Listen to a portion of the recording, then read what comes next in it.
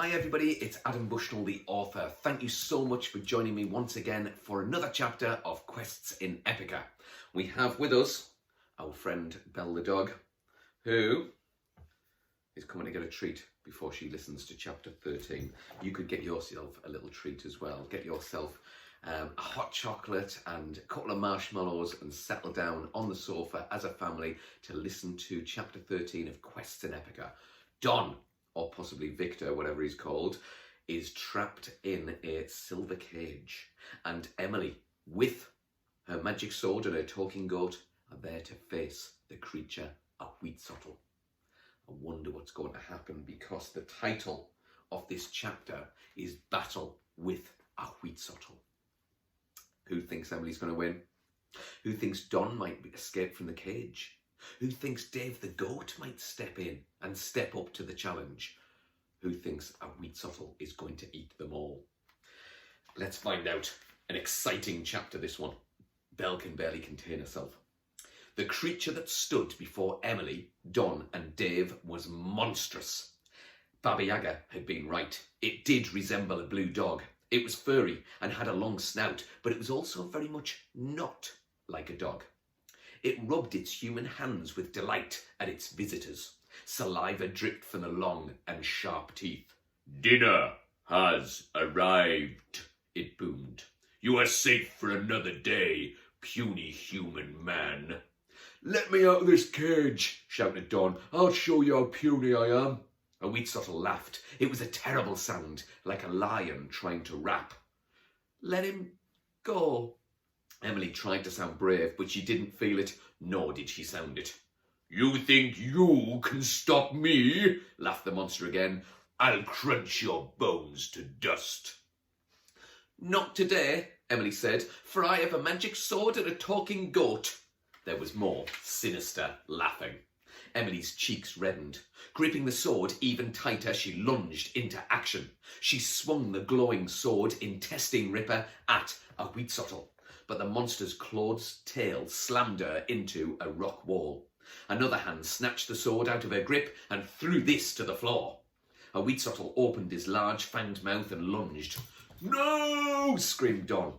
Dave's eyes widened. He had a friend, his first ever true friend. He was not going to let his friend die. He scratched the ground in front of him and charged. The little goat then leapt and pierced a Wheatsottle right through his buttocks. The monster screamed and dropped Emily. She landed with a thud. With a roar of rage, a Wheatsottle snatched Dave up. Emily had to act quickly. Her sword was glowing on the floor. She ran, scooped it up and swung it. Intestine ripper ripped intestines. All of a Wheatsottle's fiddly bits inside his belly were now outside of his belly. Dave landed with a thud. A Wheatsottle landed with a bigger thud. The monster was dead. "Yay!"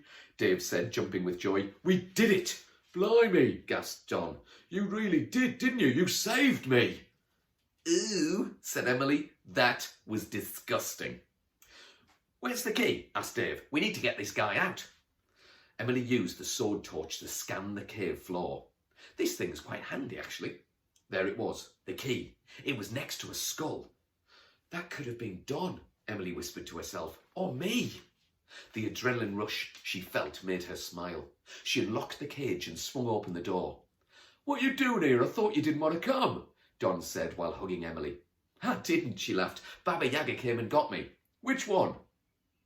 "Which what?" "Which Baba Yaga?" asked Don. "Baba Yaga Bonylegs." Emily furrowed her brow. "Why? Is there more than one?" "Oh yes," said Dave, butting in. "I could have told you that. There's Baba Yaga Nitty Head, Baba Yaga Big Belly, Baba Yaga Curly Toes, Baba Yaga Stinky Feet, Baba..." "She gets the idea," interrupted Don. "Thank you, both of you." Emily brushed. "Now let's get out of here," said Don. "It stinks." Both girl and goat agreed. They walked out of the stench-filled cave and into the thankfully fresh air. "We'd best go and see the king," smiled Don. "I'm not sure I like him," confessed Emily. "Oh my goodness, I agree," nodded Don. "He's not like his predecessor, King Conan.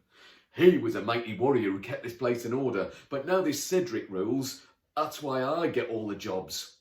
"Why'd you get called Victor here?" asked Emily. It was Don's turn to blush. "It's my night name," He answered, Victor. Victory. Victory? Laughed Emily. I don't get it, said Dave. The three companions walked back to the castle, chatting and laughing all the way. It was a merry walk until Emily stopped. Wait a minute, she said. How long have I been here? I don't know, answered Don. Why? When I get back, how old will I be? How old will I look? Said Don, rubbing a stubble cheek. That depends. How long have you been here? A few hours, maybe? Don nodded in agreement. Oh, that's fine, laughed Don. You'll be a few days older, that's all. Emily breathed out slowly and for a long time, clearly relieved. They all soon arrived at the castle. Don waved to the guards and the drawbridge was lowered. Did you find out why that horse came for me? Asked Emily. The king said it's all just a coincidence, replied Don. I'm beginning to think you might be right. Ascending the staircase and entering the throne room, they were stood before King Snodgrass. Ah, my champion returns, said the king as the three approached. I trust all is well. Indeed, declared Don in a voice that was not his. It was full of gusto and bravado. The monster is dispatched. He turned and addressed the room as well as the king, waving his hands and being all dramatic. He told the story of how Emily killed a wheatsottle, and everyone was spellbound. It seems we have 2 champions in Epica, laughed the king. 3, said Dave. I wonder if you might help me with another challenge before you go. The 3 heroes stepped forward, awaiting their next quest in Epica. So, that's the end of that chapter, everybody. Thank you for tuning in and watching it. Perhaps what you could do is draw a picture of the battle between a wheatsottle and Emily. Or maybe you could come up with your own idea for how you would have defeated the creature and send it to me. Get in touch via Instagram, Facebook, Twitter. I'm loving receiving all of your pictures, illustrations and models, so keep them coming. And join me for the next chapter of Quests in Epica, when Belle the dog may or may not be joining us. Okay, everybody, bye for now.